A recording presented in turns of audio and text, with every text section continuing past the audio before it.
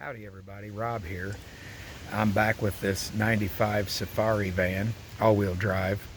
I decided that as old as these fuel lines are, they're rusted. I'm sure they probably leak a little bit, the vacuum line and the flow and return fuel lines.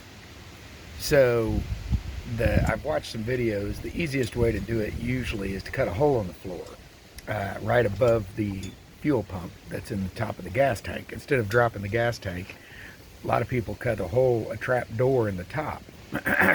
So I did get part of my parts from Rock Auto today. I got my fuel pump, spark plugs, distributor, and all that I'm going to change to. It's in a separate shipment. It hasn't came yet. But I took out this first layer. Let me show you here. I took up this layer of carpet here. I knew it was aftermarket, and it was laid on top of the old carpet. I removed the seat, the middle seat. It's sitting here. Anyway, back seat, I had to move back to the back. And anyway, long story short, I took up the carpet, and this is what I found. Somebody had already replaced the fuel pump one time. The lines are shot still. I mean, they're probably okay, but I don't trust that. They're pretty rusty, if you can see this. So I've got some new fuel lines ordered too. At Lines to Go, I think it was called. That's one of the few places that I could find fuel lines for this thing, a complete set. Supposedly it's a complete set. We'll see when it gets here. But anyway, they had this piece of metal over this hole in the floor, which that works. It was sealed with some silicone and stuff like that, but they'd put it over the old nasty carpet. I'm gonna get rid of all this, of course, this carpet and stuff, and put in a floor here eventually. Right now my interest is just getting this thing running good and reliable. Then we'll start gutting the inside. I've taken off the engine cover too to do the distributor. The fuel lines are right up there. I don't know if you can tell. There's two metal lines coming up. That's where they go into the fuel injection. Here's where they come to the fuel pump. So that'll be first on my list as soon as I get the fuel lines. Then the distributor, spark plugs, wires, all that stuff, I'm changing it to. I want this thing reliable. I want to be able to jump in this thing and go hopefully anywhere with it being fairly reliable. So this is step 2 in the process.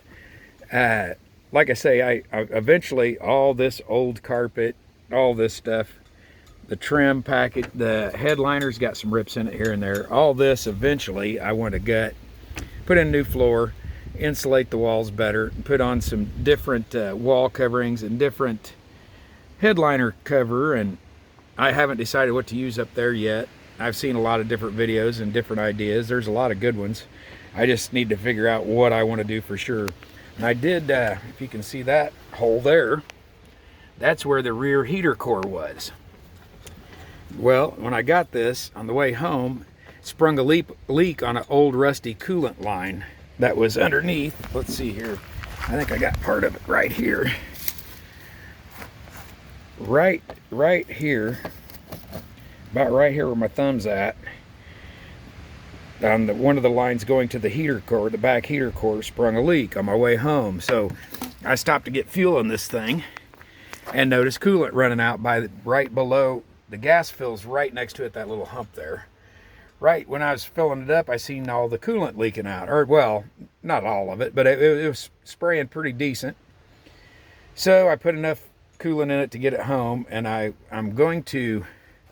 Right now, I just, I hooked the hoses to itself here. I'll show you real quick for right now, till I can find out where they go for sure and delete them all together. So for right now, so no more coolant leaks out or anything like that, I have done this. This rubber hose was a replacement for an old metal line like this one. So when I cut it, used to go right up in there. I got a rag sticking in there, the one hole and then the second hole. These two lines went up there and fed the coolant through the rear heater core. So what I did was cut off most of the bad, wrap the rubber hose back around to itself, and then with the hose clamp, tightened it on there for now. Now I got to trace these up through the engine compartment. I haven't had much luck yet. There's some more of it. Somewhere right over in there, it goes up to where the front heater core is. So anyway, right now this will work until I can get it, you know, the fuel system hooked back up and the distributor and all that, and then I will figure out where it goes in the front and disconnect those lines all together, so there's no more chance of old rusty lines like this one causing a failure out on the road. Of course, this being a 95, there's a lot of rusty parts. Hopefully I can eventually get them all replaced, and this thing will be at least roadworthy for a while. And then, like I say, eventually all this is coming out. We'll gut this, get the carpet up, even in the cab part or the front part here. That carpet is horrible, and I'm sure it smells. I had COVID a year and a half ago. I ain't been able to smell, thank goodness, but I'm sure this old nasty carpet doesn't smell real well. So anyway, just a little update. I will show you the new fuel filter. I said fuel filter, but there it is, the fuel filter, but I meant fuel pump. Here it is.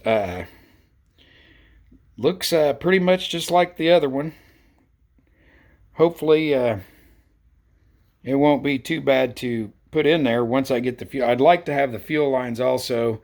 I don't want gas fumes all in the inside and all that, so I'm going to limit that as much as possible. I mean, I know there's going to be some, but if I got the new fuel lines here when I'm putting this in, I think it'll be easier to hook them up as I'm installing this. Might be wrong. We'll just have to see. But for now, that's what's going on. So for now, I guess that's about it for now. Like I say, I'll film more when I get the fuel lines and get this plumbed up with the new fuel filter.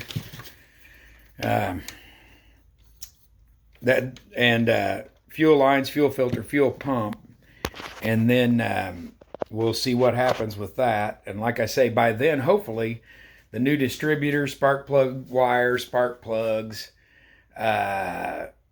PCV valve, just some little other odds and ends I would like to put in there just in case. You know, it don't hurt to update.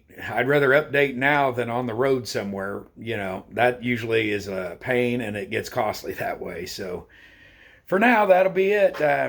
I'll have another video hopefully here soon. I hope the rest of my parts come in pretty soon. So thanks for watching. God bless y'all. Bye-bye.